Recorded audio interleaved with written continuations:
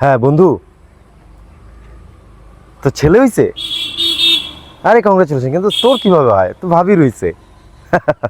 হ্যাঁ না, ঠিক আছে, একই কথা একই কথা। ওকে ওকে, যাবো যাবো, ঠিক আছে, রাখি, মিষ্টি কিনতে যাই।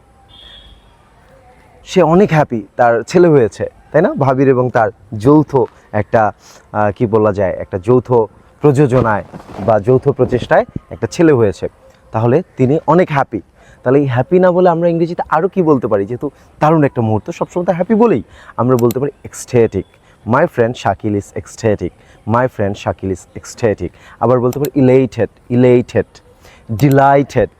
আবার বলতে পারি থ্রিলড, থ্রিলড। ঠিক আছে, তাহলে থ্রিলড, ডিলাইটেড, এক্সট্রেটিক এবং আমরা বলতে পারি ইলেটেড। ইলেটেড, এই চারটা কিন্তু চমৎকার আমরা ওয়ার্ড ব্যবহার করতে পারি হ্যাপি না বলে। তাহলে এগুলোর মধ্যে আপনার ফেভারিট কোনটা সেটা কমেন্ট করে জানিয়ে দিন। আল্লাহ হাফেজ।